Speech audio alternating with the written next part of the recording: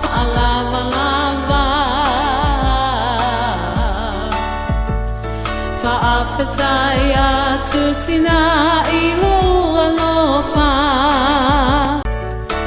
ele tina pele pe a uma e a fea la usala la uaita la fea o e talule amatanga lo ualanga sa e tausia ita mafa mama uma o lava lava a oma e te whaainu ita mawhawhanga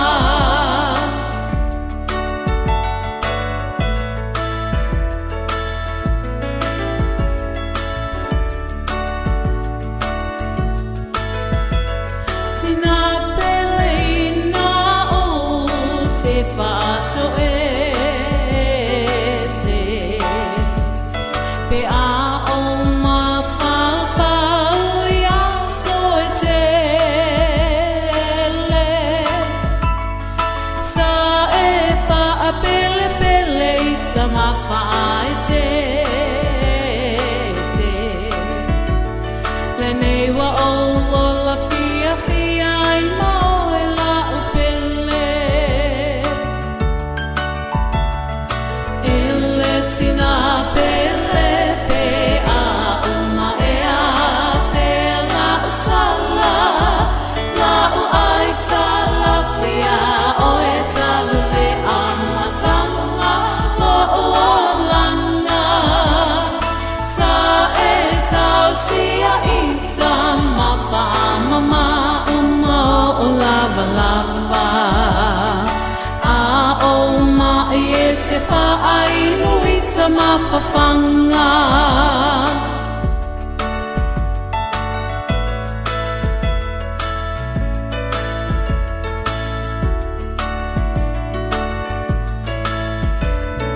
lo utina pele whaamanga lo mai o so se seia te oea o mea sa whai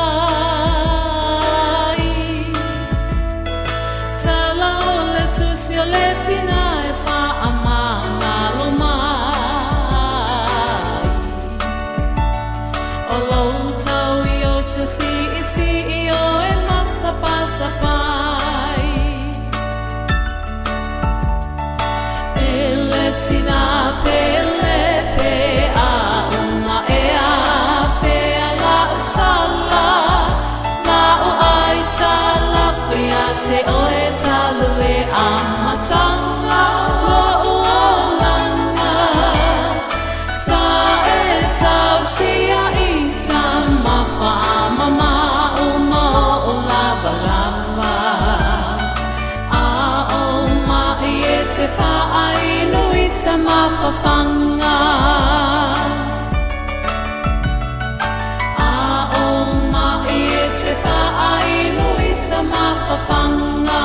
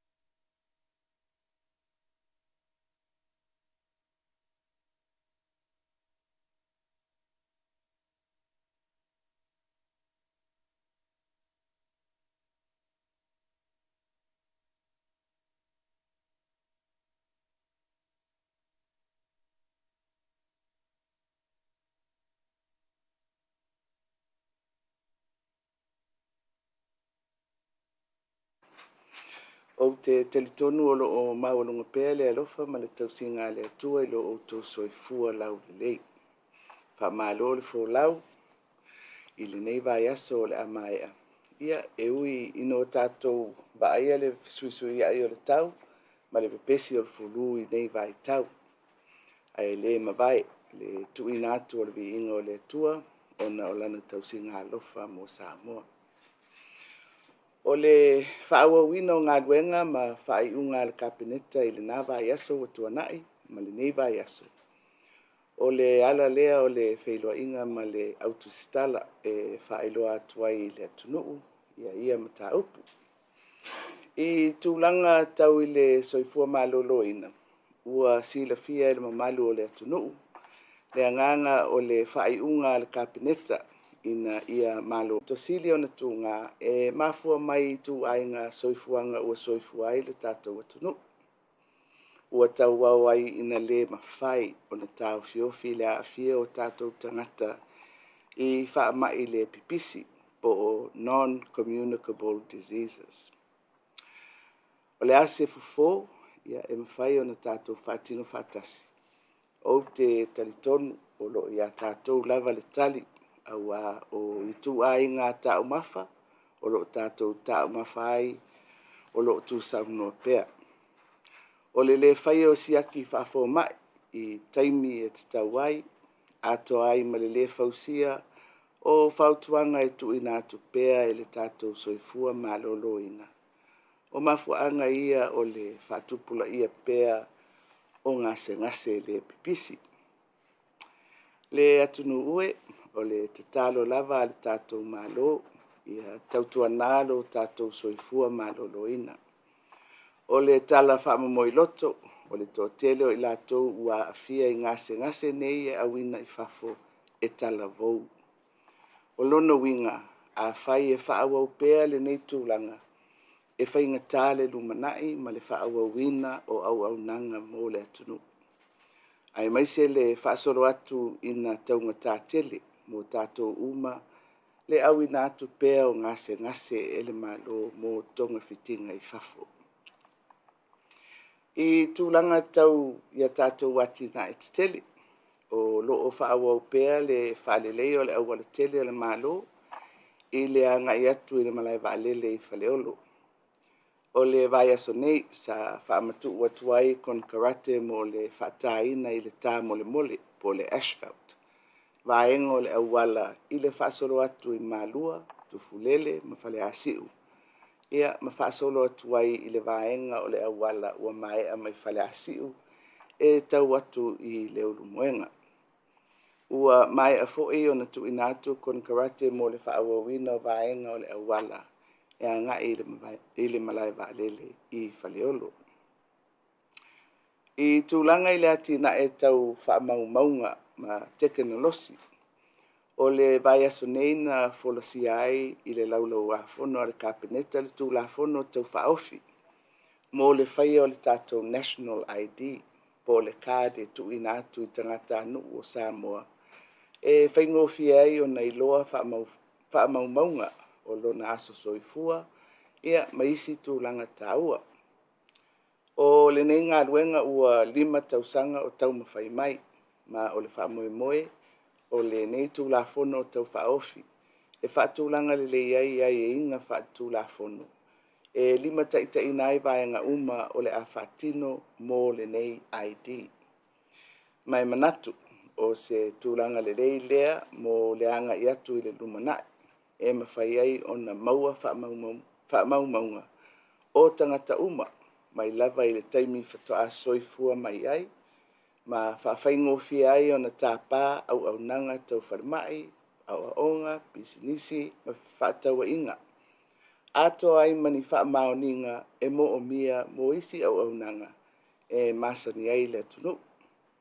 O le whaamoemoe la o le a whaase e atu mo le tangofia le palemene le nei tūlafono tau whaofi. Tusa matulanga o lo whaatino ai ngā luenga tātou mālo. O le vaiaso nei fo'i na folasi ai le lipoti a le komisi suesue na whaatuina e suesue mata upu tau pālota i le mai ai o le whainga pālota tele a le tunuu ia aperila le lua whelua sfultasi. O tūlanga masani ia e whaatino pe a mai a whainga filifilinga a le tunuu. O se ngā luenga na maitauina i le kapeneta le mai ai o na whaatino e tamali i mawhaletua na tōwhia i le nei komisi whaatasi ai ma le whaasopolia o ala tau whelo inga ma soala upulenga ma le atunuu a mafio anga ai mai se tu malo whaapalota. O loo ta oto i le neili poti whautuanga mo le anga i atu i le lumanai vaenga ese o whainga palota i le atunuu. E tusai maala ma whaavae e whaatino ngā ruenga whapenei. O le atu ina atu i le palemene mo le lau ili ina o le neili poti.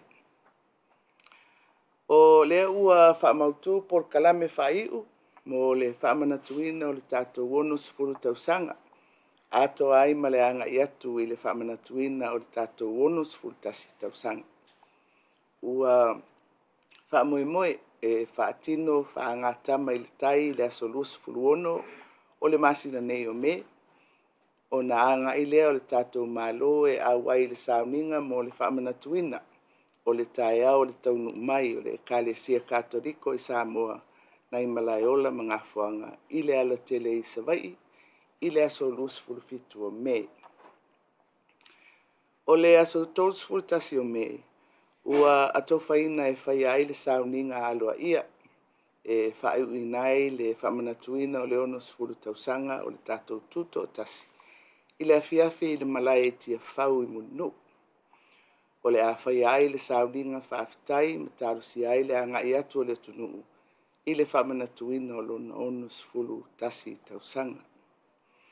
O le awhaatino ai foi ma le tau au ina atu o pine ma whailonga tau aloa a Samoa ia i lātou ua filifilia e whae e ina atu i ai nei whailonga e amana i ai la lātou tautua mo Samoa. A mai e le sauninga mo le tuuina i lalo o le tangawai e whaatino e le malu o le malo o na whai ulo lea i le konseti tele ua tapena ina o na pō ai lea o le pō. O le taea o le sotofi aso mua o iuni o le a whaatino ai le sauninga aloa ia mo le whaamanatuina o le tātou wonsful tasi tausanga i le malai o tia whau. E pei ona iai tausanga umawae e amata i le tātou whaafitai i le atua o na soo ai lea ma le sisina e o le tangawai o le malo tuto tasi o Samoa. Ma whaasolo ai solo whaaloalo o le whanau a onga ma whaala popotonga ese i le atunu. E iei whaafiafianga ua whaatulanga mo le awauli o le aso lava lea o na whai uai lea i le sauninga mo le tuina i lalo o le tangawai e tauanunga ai po le kalame mo le whaamanatuina o le onusful tasi tausanga o le tātou tuto tasi. O se taimi o na whaamautu lea o wa tātou malo whaalongia e tātou te whaatasi. O isi tūlanga uma o le a whaelo atu e le tātou komiti o le tuto tasi mo le sanga whaalau loa ina i le atunu. Ia o loo whaangasoro pēa usu ngā whono a Samoa i tūlanga whaaminista manisi o le aufai ngā ruenga le malo i atunu i whafo. O vaenga lava o lo o laualunga i whonatanga o tūlanga tau le soifua malo loina a oa onga sio manga ma puna oa whaanatura. A ti na e tau whaato anga ma whai ngā whaiva a to ai ma tūlanga tau i le pui puinga o le saunga le mu. O lo to e sea le fionga i le au malu o le malo ma le masiofo. E a wai le whauunga o lana mai estete le tupu o Peritania sa lesa le tolu i le nei vai aso. O loo whaatalia mai e le tātou ampasa i Persauma mo lea wha moe. Ma toe taliu mai ai le vai aso fau. O vaenga titele ia sa tangofia e le kapeneta ma whai iai unga i le nei vai aso. O le titalo lava le tātou malo. Ia i o tātou ngā lue whaatasi pēa, o le ati na e ino si o tātou atunu. O ngā luenga uma o lo tau mawhai e le tātou malo, e mafua o na tino malelei, o na o le tātou nuti mea whaatasi, e alo i luma le sā o Samoa. Ia manuia lau tāpua inga Samoa, ia malutia pēa si o tātou atunu, ia au whaolo i Yesu Kiriso. Soifua mai ia manuia. Good afternoon. The focus of today's press conference is to provide a summary of Cabinet outcomes in the last 7 days. School closure for all early childhood centres, primary schools and colleges are a part of a nationwide preventative measure to curb the spread of the flu strain now prevalent in Samoa, particularly among the school's population, with resultant growing admissions to our hospitals. This has come as a recommendation to Cabinet from both the Ministries of Health and Education.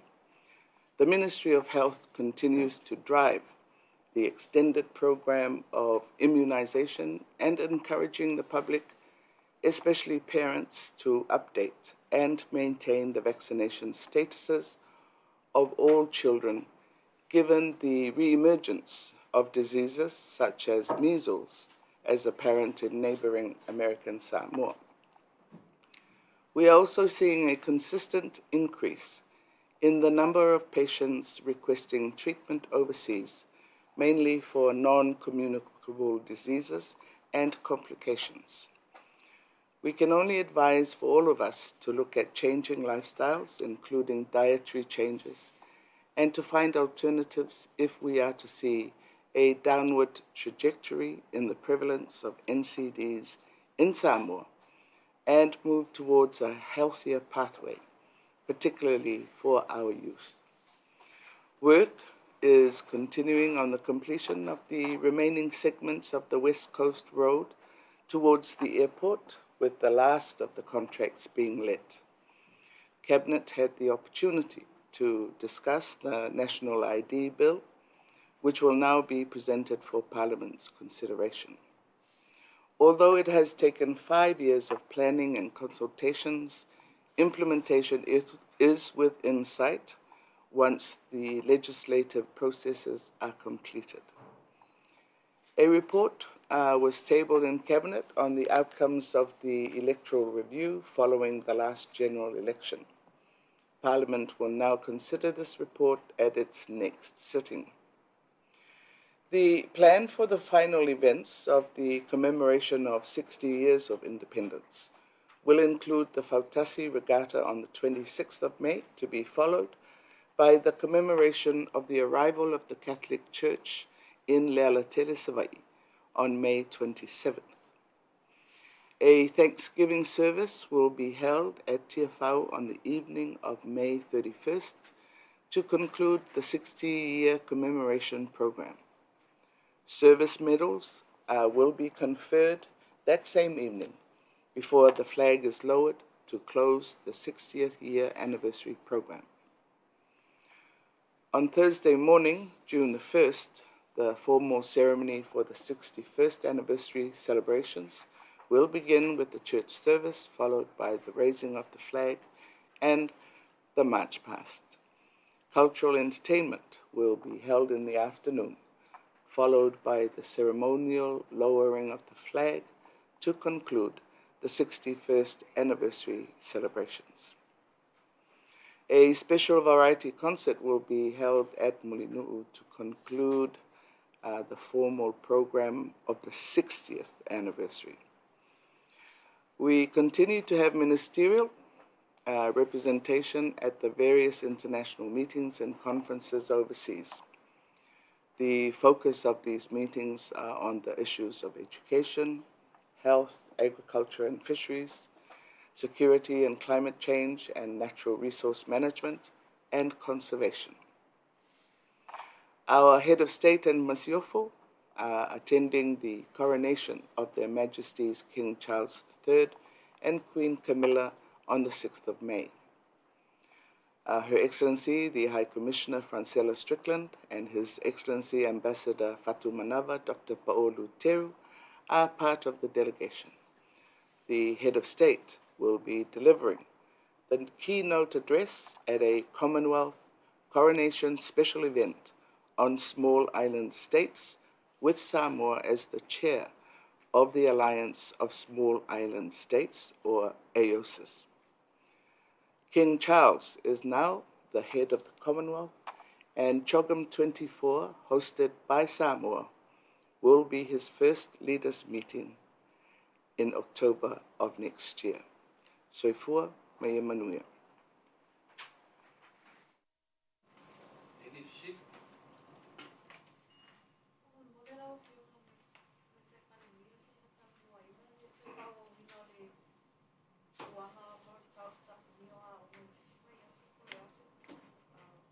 Yung alin na whai o le vai aso. Ia, se I mata I tū, po le ali tūlanga pe se swing o le pepesi o le whamai. A whape ua mai tauina ua anga I lalo. Ia, na toe whaawau lea o aong.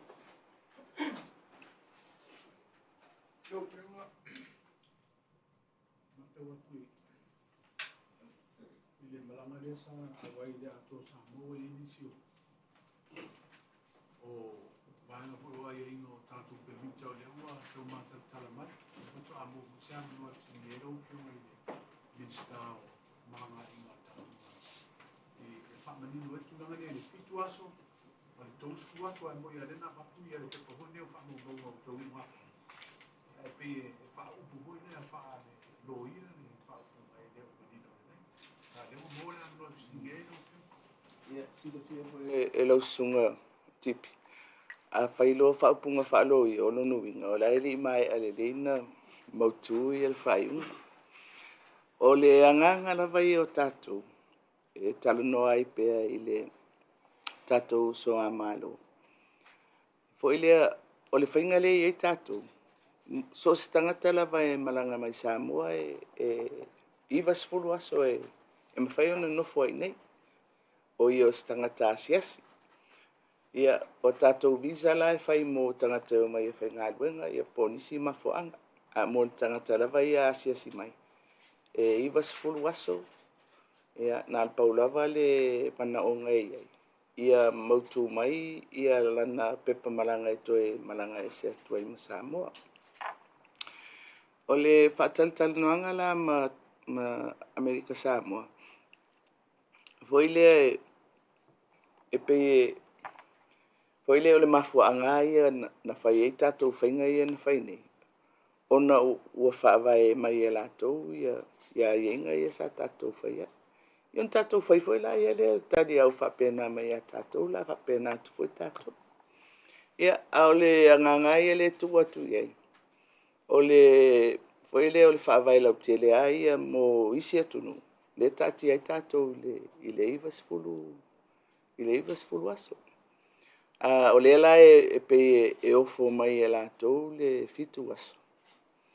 Ia, e foi le mana o mia le tutongi o le tupe.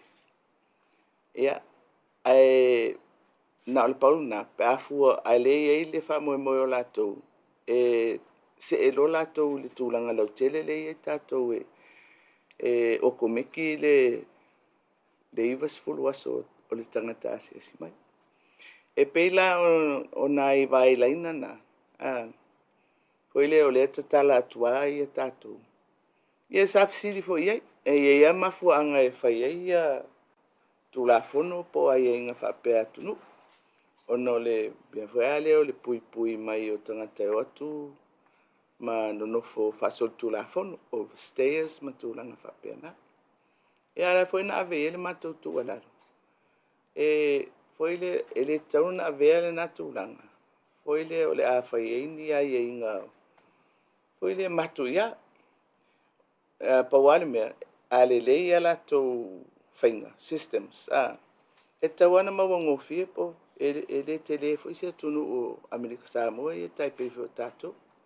E mawango fie lava I la tau o lo whapena ona nofo foi le whasol tūlafo. Au te manatua se mata upu e whasol soro pe lava ona teu ma toi whalelei. Foi le a ia whea le whainga o tātou malienga ia. Ele whapea o le atatala atu e tātou le iwa sfulu aso. Mai e lātou na le fitu aso ai e foi o na iei.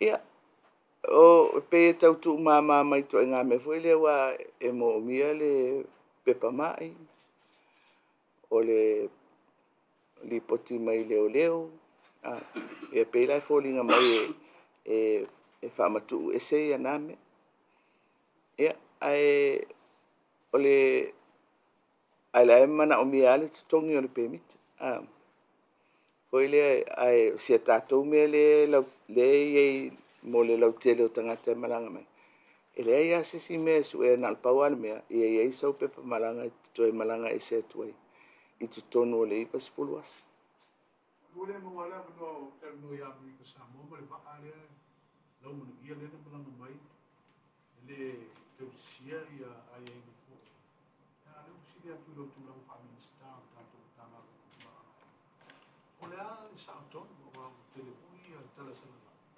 pa pior va sa wa se foi le se fa tanang ya le foi sa mo mai le fino nga mo le consina pa pe ia le pe mi cruising permit o le le tau sisia o le tūlanga le ai ai ngō lona pe. Tau nā whek tātou port atu. O whai ei documentation masa. ia o le talia nei le lipotia mai le ofisa o leo leo e au mai umai e tu ai ngā whaamatalanga ese ona I tele mta ngā duenga e whea ngai ma le issue lea. Ai ia te ua ia I la uwa inga wha minister whantu la whono. E so se vaa e uru fale mai tu tonu o tātou o ngā sami.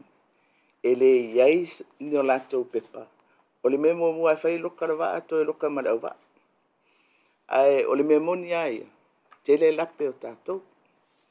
O le utau nu mai le vaa. O le averoa loka ma. Au o vevesi solo tangata su e mai pepa. O le mea ua whai. Ia, toi wha upopo iai. Ia, ma whamatalanga ia le o mautino le le se I maua mai le li potia leo leo.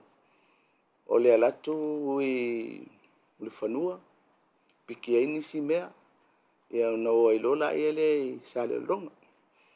O le mea monia, e le I vevesi o I, o ana sawa I, na pau mea le na vevesi ai I o le tau whai o fisota inga I se pe mita ma me whapena. Ai pe o tātou le ua tau soro mua tātou I le saili mai o pepa. A o le mea ia, a sau le vaa I le sana pepa. Pau ana ngā rua ngai whai e tātou tangata I le tātou tua oi. Unlawful entry, lokaro. Muli ane, whai nisi whamatanga. Ia, ai o le mea na le pe wali ali mai. E lape a tātou. A o le mea la ua vevesi I tala ia e au mai e se I whamautu le mai. Na ala na vivesi. O le au whai ngā ruenga a le wafu I whewho I sale longa. I le tete I o lātou ua tuta atu le waa o atu ta avale ave uta ma me whapena. Ia atonu tuititi mau mai se manino. Sinama ta upu. Ia aile o se mea lele. Atonu fo I le atani ai. Lele whaatinoa lele o tiute ma ngā ruenga a tātou. O fianga tuli roa tuani ta upule pa mai moe no fianga tulanga na lewa release le va ari tulanga ko ilo le pasala po le final le va e ona tupule tulanga le tu sala ko va le va Ia o se tala fo ile la tala tamai. Wa ilo wata ofisa tauna loka le va. Ai o le fautuanga le ofisa o le loia sili. Ua whaingata e tautua upenga le whaasala ma le loka ona ua iai ngai o inga mua ia na whai e tātou e atangi ai ua tātou talia le o mai o le vai tutunu. Au fianga pa mai moe lava o le whaewa nasna nei le fuwhanga e asi e papu ni ki le pa ni Western America o yese fuwhanga la fianga te malanga i lea I le asi a singa a kua pedi mata o kua o tala mai lea te O iei lau malanga I whai unga le vai aso lea o te malanga I Bangkok o le fono o le escape. O le toe taliu mai ei la e fontanga tai o le Pasifika ma India o le Pacific India Summit.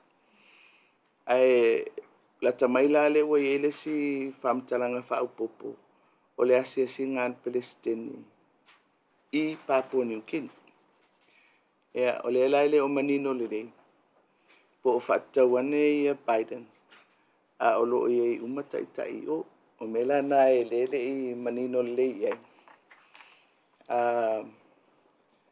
ile asia singal na a le malanga ia o le malanga Biden I Papua New Guinea o le ua umal matou whero inga ma Amerika le na whai le summit ma taita il Pasifika ile tausanga le uma vai.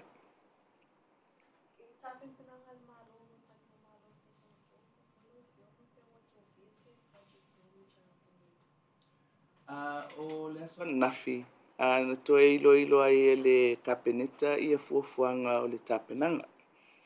Ua ia se manatu o le kapeneta o le a whaatatia ese ia le whainga le na whaapea e whaafainga luenga ina stangata whaapitoa I le mea lea. Manatu, e le ia le tapena whaaloto I whale. Ai mai se tutonu o le mtanga luenga o le waifafu. Ia, po sesi fo ia o sesi mtanga luenga. Ai whai o se secondment. E le tau aluaini stupe whaupopo. O tangata whainga luenga le malo. Ai fo ile mo lea taimi. O mai, ia mau te manatu fo ia le to tasis tangata. Fo ile te tauona ia se team whapenao na whaatino ina o le ngā ruenga. Sa to e mai tawina fo ile whainga lea na whaiai tāpenanga o le SIDS. Sa tofi atuare sui mai tutonu o le mtanga ruenga o le waifafu. Fo ile na te tu whaatasia ia fuafuanga ma tāpenanga. Melana le tati ai nei. Ai to e lafo atu I le mtanga ruenga o le Foreign Affairs. Ia alme o le watati nei ia komiti o tāpenanga. Ia le komiti o tāpenanga. Mo le whatino ina loa o I latou foi le oni tangata whainga ruenga tūpito. Mo le wha moe lea. Ai au mai lava I tutonu o mtanga ruenga al malo. Tato national ID ka, ID ka mole le o fio. Di matau sanga ta pena ma, te mana tua le tai ai ni si tau whainga. Mai le whainga malo o mai. Le sa tu whai tai ni maskuta la ai whainga le ID. A le pe tau mau o mai lo fina ngaro le patoa o atu tula fu tau whao fi. I lumo ka peneta mole lo ina wale pane. Fati no le tato ID national ID. Se tangata se sidi mai e.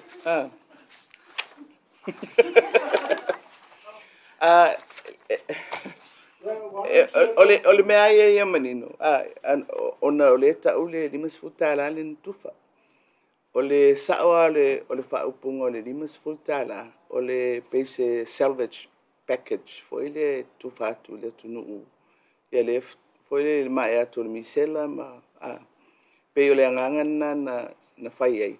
Ai pe o se mea fo ile e whaatosi nai tangata e o mai ele stala ona o le wha moe lea. A le tupe ia. O le tupe o le salvage package. Na wha kupe le SEC, if I can remember correctly.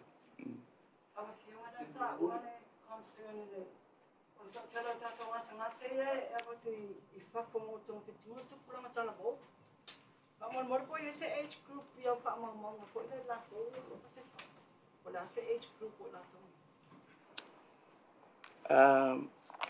Ele o ia te au ia whainu mera whapitoa ale mele wa amata nāli mai.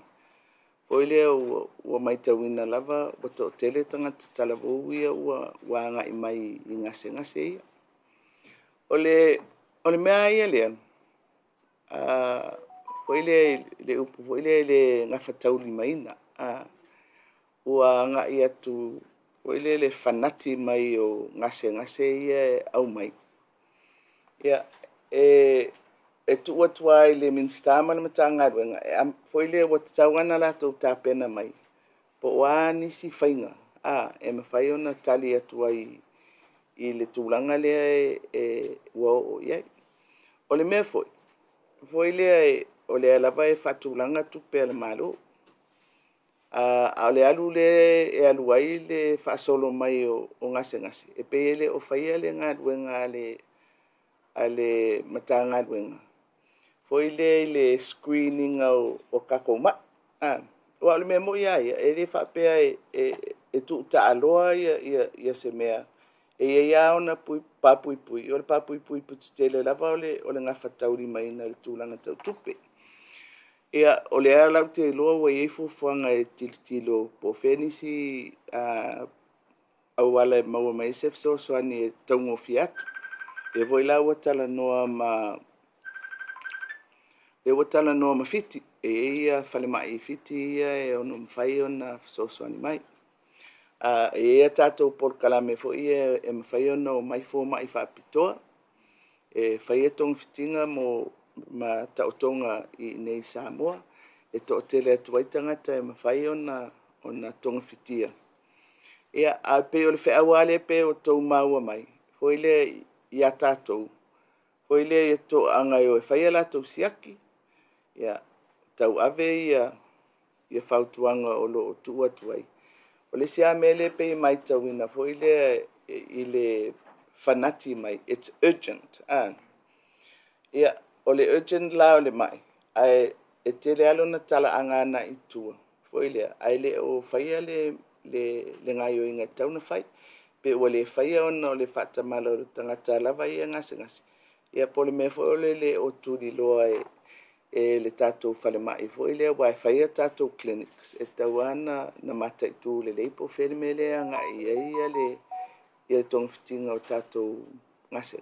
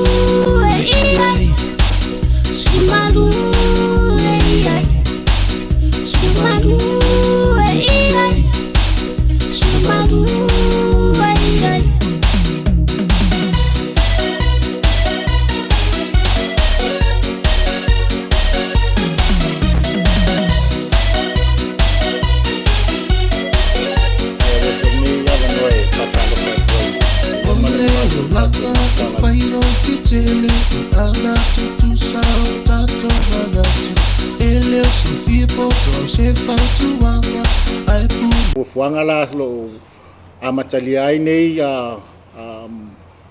whainga whapaanga le tātou pulengo tangata whao mai whafo mal Pacific Cast. Ia o le whamoemoe lea le aso tolu o iuni, o le whaatino ai le konseti hoi lea o le Music Festival. Ia o le whamoemoe o lea a fui awanoa fui ia tawala mai fui le Pacific Cast ma le Motherland. Ia o lo latou anganga lava le FF soani mai ia Samoa. Latou fo lo au mai fafu ia le ngata ilea. O alom whanau o lo whapea na lawi loa fo I nei a tāleni o le pese ma whawhiawhianga. Ia o lea ua whamaupopo ai fo ia le Pacific Cast ma le Motherland. Ia le tātou festival le whaatinoina laso tolu o iuni. Whamoemoe a mata atu le tūlai tasi. Ia e tau le tūlai se fulu le pō. Ia e tusai o le anganga fo i o nei alom whanau o Samoa o lo I fafu e fiaf sosoani. O lea o latou taumwhai e mwhaatino e whamoemoe ni ia e ofu o umal tatou o tunu. E iai lau whapitoa po VIP ia na pauia o vaenga e tutongi. A le tele o le whamoemoe ia tangata umal tatou o tunu. Ia e o mata fua. Ia tele foi o nisi o alom whanau o lo I fafu o lo whapeon tau a whapei o J-Book, mai Amerika ma tamale o teu Koso Fiji, mai Amerika ia nisi mai foi New Zealand ia Savage, ia oi foi, ia manisi foi o alo whanau ia tamale o Weno, ia o HB Boys, o Tomorrow People, ia alo ia foi malfa moi. Ia foi ma tatou foi au faili foi po tatou musicians mai Samoa fai o mauto tasi ia mal Pacific Club o nei fa ma poponga uma ia le fai le aunga lava ina ia fai loa atu le lalolangi e tele a tatou walom fa na o lo ia nei talen ia lo fa pen tau e fa ia mau foi lava no nei e sila ma mata ai le tatou watunu i se ava no fa ta ua le nei ia vatu e foi langa fa tai le fionga ia tunga mala ia ole pulele ole pulenga le Pacific Cast ia pe an sila fia foi le malo tatu atunu ia ole Pacific Cast le sa latu tele no latu fatino ina fa mo foi tatu to Samoa le na ia tau sanga o to nai ia wa ia tu World Cup ia le wa to e sila foi le fionga ia tunga mala ia poani si vaenga em fa na so ni mai tatu atunu le la wa ia mala latu fa mo le ole Motherland ia le ia le fionga ia se manu ia male fionga ia tafafunai le wala to o tafafunai o ia le lo va ia le Motherland ni Samoa ia le fionga ia se manu ia le lo va ia le Motherland male Pacific Coast New Zealand ia le fionga ia tunga mala Julius ia o lo va ia mai Australia ia male tu fa te singa o mo nei fa mo o le nganga lava ia mafai mo mua ia fatosina foi ia fa lauilo atu Samoa ia le foi maua wa maua foi nisio ile ngata o alom fa na o mai ia foi fa fia ia maua foi nai tu risi ia matangata fa e o mai e mata i nei ava no ia o tato si o to sila foi va ile tele o tunu ia fa e concert fa pe ia te mo le o mai e se to nga festival fa pe Samoa ia mal Pacifica o fa mo ngala fa ye ma fa na fa tino le ia la fa au pe a fui nisio tau sana ile ngata Samoa ia isi foi atu no pe fiti ma tonga ina ia fa la iloa ma fa iloa tatu taleni fo yo lo yai pe yo se au autu le le fa mo le tatu fa tanoanga ni taiao ia ai na o to tali maina nisio le press release le fa mo le tatu a foi o le ai o le tatu konseti le nei le aso tolu o yuni ia lo fa ma popoina ma tu fa tasia uma lo fa pena nga lu e le tatu pulenga ia mai se o ila to fo yo le ma o le Pacific Coast lo fa peona a foi a taula mo le nei fa mo ia ai fa no atu pe ye ni fa sili al tatu a fa salau